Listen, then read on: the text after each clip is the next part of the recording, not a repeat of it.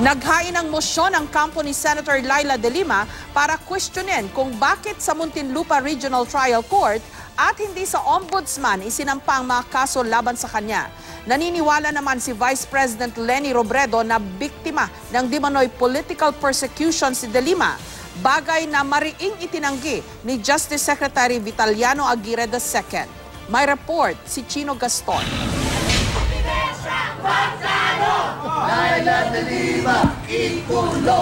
Nagkakantsawan ng mga taga-suporta ni Senator Laila De Lima at Volunteers Against Crime and Corruption sa harap ng Muntinlupa Regional Trial Court kanina. Nangyari ito bago ang raffle ng 3 kasong inihain laban sa senadora. Alauna ng hapon na i-raffle ang 3 illegal drugs case laban kay De Lima.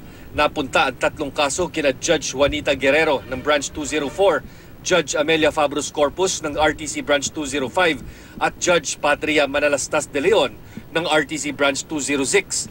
Sila ang magdidesisyon kung may probable cause para maglabas ng arrest warrant laban kay De Lima.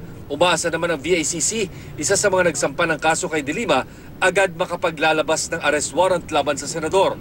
Kung saan po pupuntang huwes ay titignan po nila kung mayroong probable cause para mag-issue ng warrant. Pero kanina, naghain na ng motion to quash at motion for judicial determination of probable cause ang kampo ni De Lima. Ibig sabihin, kailangan mo nang madesisyonan ito ng korte bago makapaglabas ng arrest warrant.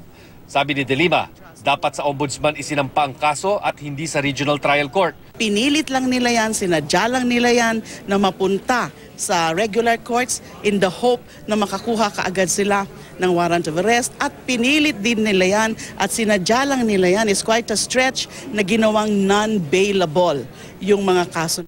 All drug cases must be filed in the Regional Trial Court. Moreover, meron circular ng Supreme Court as early as last year na yung mga drug-related cases na file, kailangan ang jurisdiction sa RTC. Kung maglalabas man ng arrest warrant ang korte laban kay De Lima, hindi raw papayagan ni Senate President Coco Pimentel na arestuhin ang senador sa tanggapan ng Senado. No arrest during session and no arrest inside the Senate premises, but definitely with proper coordination with the OSAA, it can be done immediately outside. Kung makukulong, ayaw daw ni De Lima sa Camp Crame. Kung sa Camp Aguinaldo naman, wag naman daw sana sa custodial center kung nasaan ang mga NBP convicts na nag-aakusa sa kanya. Hindi naman daw VIP treatment ang habol niya, kundi sana isang ligtas na lugar. Tingin naman ni Vice President Leni Robredo, matuloy man ang pag-aresto kay De Lima, magsisilbi itong babala sa lahat na kumukontra sa pulisiya ng administrasyon.